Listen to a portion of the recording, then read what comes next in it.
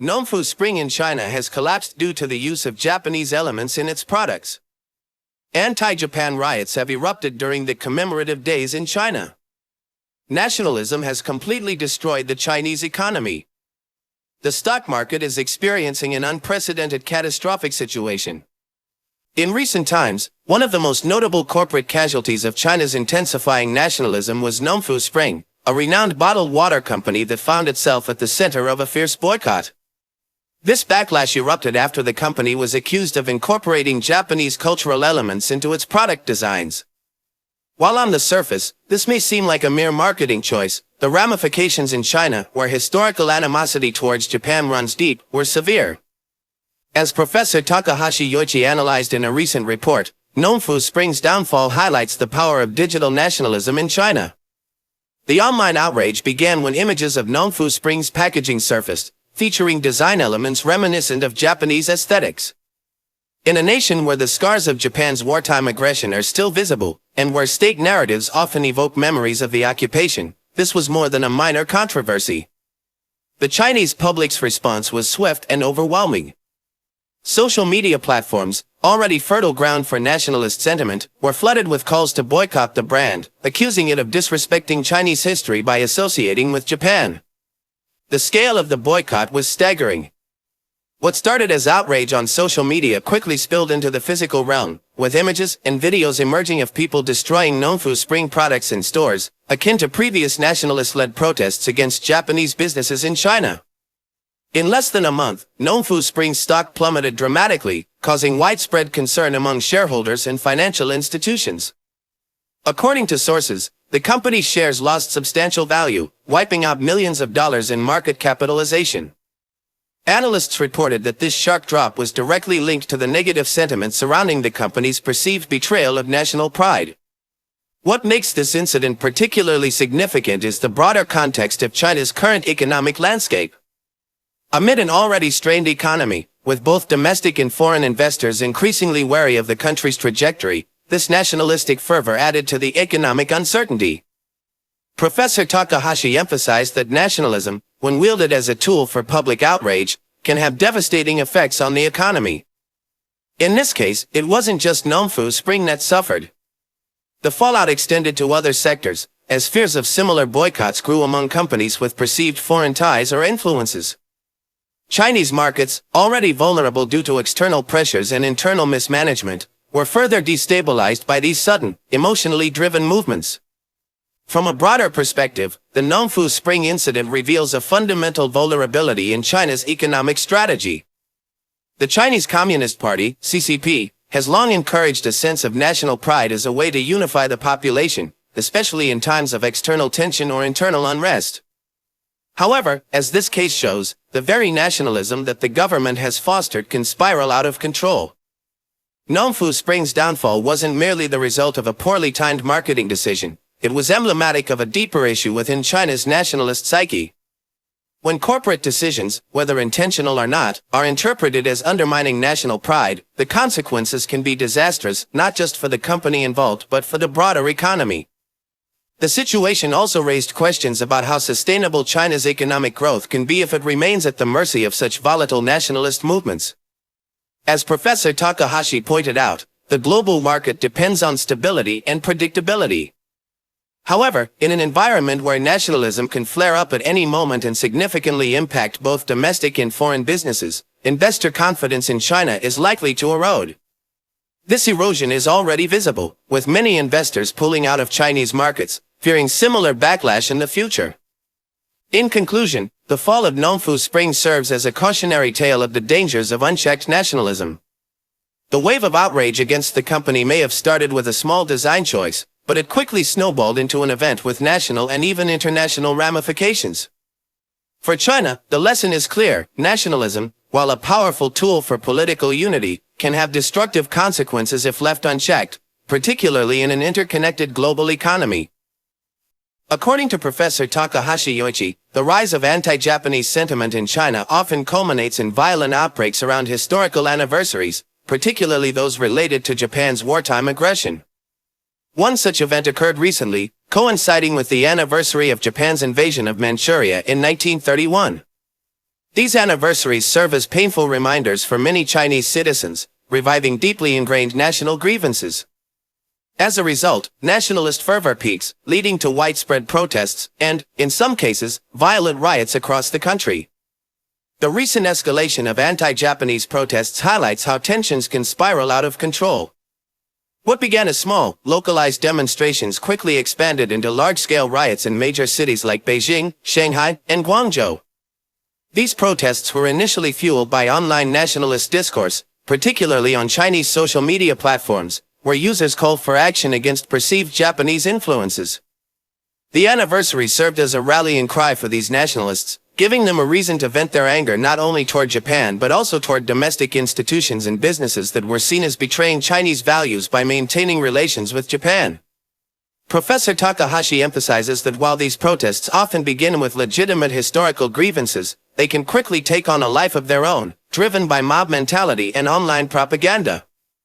The Chinese government, which initially benefits from the nationalist sentiment as a way to rally public support, often finds itself caught in a delicate balancing act. On one hand, the government wishes to stoke national pride. On the other, it risks losing control of the situation when protests turn violent and damage national stability.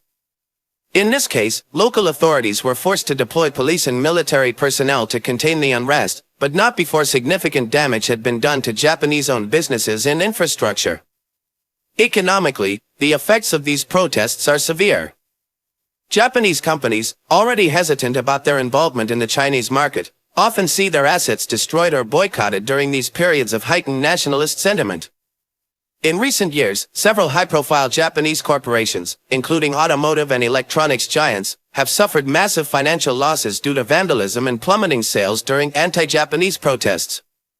Additionally, as Takahashi noted, the ripple effect of these protests extends beyond Japan-China relations. Foreign investors in general become increasingly wary of the volatility in the Chinese market, fearing that their own businesses may one day face the same fate.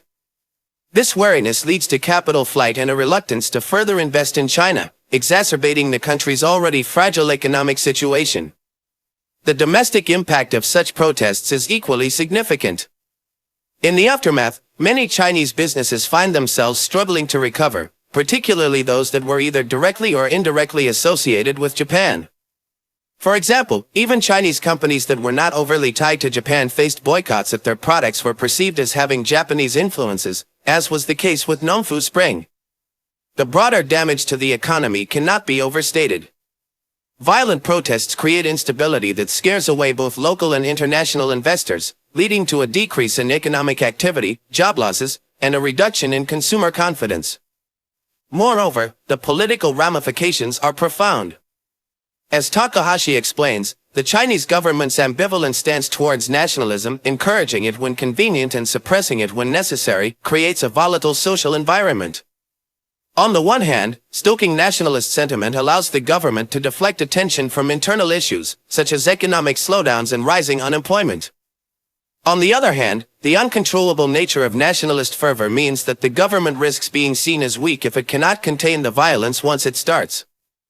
Ultimately, these anti-Japanese protests serve as a double-edged sword for the Chinese government. While they may temporarily unite the public under a banner of national pride, the long-term damage, both economic and social, cannot be ignored.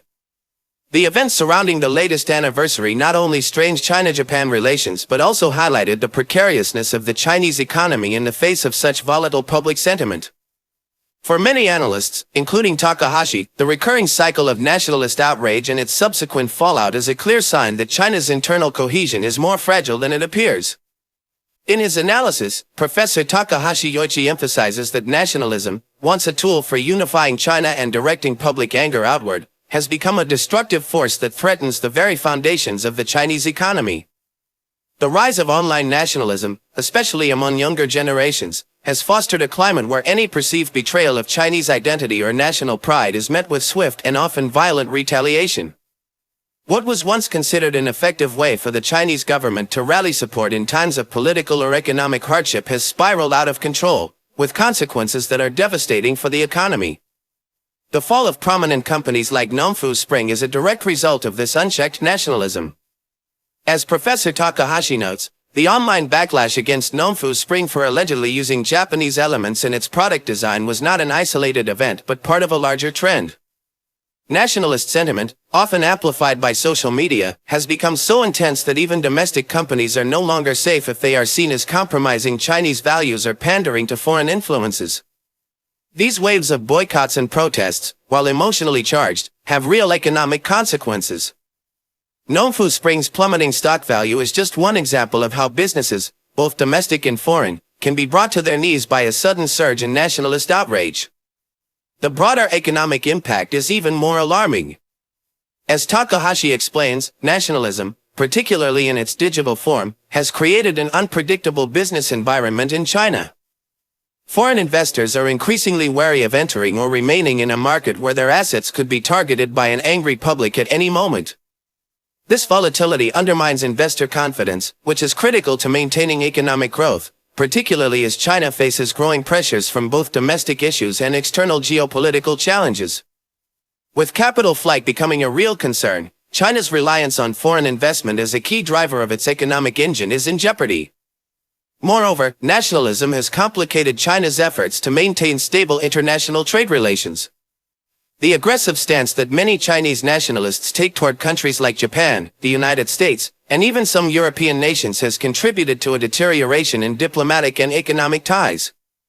These strained relationships have made it difficult for China to negotiate favorable trade agreements, leading to a slowdown in exports and a tightening of foreign markets. As Takahashi points out, nationalism's effect on international relations is a double-edged sword. While it may boost internal unity and pride, it alienates key trading partners and risks isolating China economically at a time when global cooperation is more crucial than ever. The internal ramifications of this nationalist fervor are equally concerning. As nationalism grows more extreme, it not only targets foreign entities but also undermines domestic stability.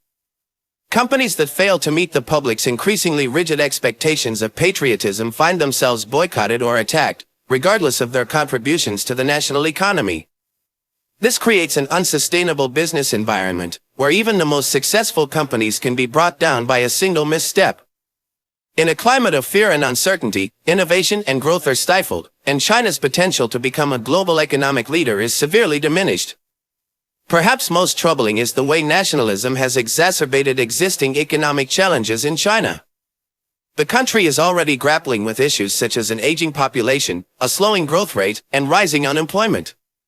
Instead of addressing these problems with pragmatic economic reforms, the Chinese government has leaned heavily on nationalist rhetoric to distract the public.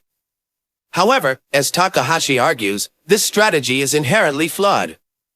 Nationalism cannot solve China's economic problems, it only delays the inevitable by masking deeper structural issues. The more the government encourages nationalist sentiment as a form of social control, the more it risks creating a society that is resistant to the very reforms needed to stabilize the economy. In conclusion, the unchecked rise of nationalism has wreaked havoc on the Chinese economy, eroding investor confidence, damaging international trade relationships, and destabilizing the domestic market. Professor Takahashi's analysis suggests that unless the Chinese government takes steps to rein in this nationalist fervor, the economic fallout will continue to worsen. What began as a tool for political unity has now become a ticking time bomb, threatening to dismantle the progress China has made over the past few decades. In his comprehensive analysis, Professor Takahashi Yoichi sheds light on the dire state of China's stock market, which has plunged into one of the most catastrophic periods in its history. The stock market collapse, driven in part by rampant nationalism and economic mismanagement, has triggered widespread panic and created an atmosphere of uncertainty among both domestic and international investors. Takahashi argues that this financial disaster was not merely an inevitable downturn, but rather the product of a series of missteps that exacerbated underlying weaknesses in the Chinese economy. One of the critical elements that led to the market's collapse is the overinflated confidence that the Chinese government instilled in retail investors. With the Chinese Communist Party encouraging the public to invest in the stock market as a form of economic patriotism, many inexperienced retail investors rushed in, driven by a false sense of security. Social media and state propaganda played a significant role in fueling this fervor, with promises of a booming national economy drawing in those eager to make quick gains. However, this artificial market boom was built on weak foundations. As the economy struggled to maintain growth amidst geopolitical tensions, capital flight, and internal mismanagement, the stock market began to falter. Professor Takahashi highlights that the fall of the A-shares index, as well as the sharp declines in the Shanghai and Shenzhen composites, was symptomatic of broader economic instability. The dramatic drop, which saw the stock market lose billions of dollars in value in a matter of days, reflects not only poor market performance but also the diminishing faith in China's ability to manage its financial sectors effectively. The government's initial attempts to stabilize the market through intervention proved insufficient, and in some cases, counterproductive. Rather than inspiring confidence, these interventions were seen as signs of desperation, signaling to investors that the government was losing control. Adding to the chaos, foreign investors, already concerned by the rising nationalism and erratic political climate, began withdrawing their funds. As nationalism took root in the stock market, with businesses like Nongfu Spring suffering massive losses due to boycotts and social media outrage, foreign capital quickly sought safer havens. This capital flight only accelerated the stock market's downward spiral. Takahashi points out that without the steady inflow of foreign investment, China's market is left exposed to internal volatility, making it even more susceptible to sharp declines. The collapse of China's stock market also revealed the fragility of its economic structure. Takahashi observes that many of the companies that suffered the greatest losses were those heavily reliant on speculative investments, as opposed to solid, sustainable growth models. These companies, buoyed by years of unchecked optimism and government backing, quickly unraveled as the market turned against them. For the millions of everyday investors who poured their savings into the stock market, this collapse was devastating. Many were left with massive losses, and the widespread financial ruin fueled growing dissatisfaction with the government's handling of the economy. The broader implications of this collapse are severe. China's stock market is not just a domestic issue, its performance has global repercussions. As one of the world's largest economies, instability in China's financial market sends ripples across international markets. For other economies that are intertwined with China through trade and investment, the sudden shock of such a collapse could trigger broader global economic instability. Takahashi warns that unless the Chinese government can find a way to restore confidence in its financial markets and attract foreign investors back, the long-term damage could be irreparable. In conclusion, China's stock market crash was not merely a result of global economic trends, but the culmination of years of poor decision-making, unchecked nationalism, and economic mismanagement. Professor Takahashi's analysis underscores the deep-rooted issues within the Chinese economy, where nationalist fervor and political manipulation have undermined what should have been a robust financial system. As the market continues to falter, China faces an uncertain future, one where the very foundations of its economic power are being called into question.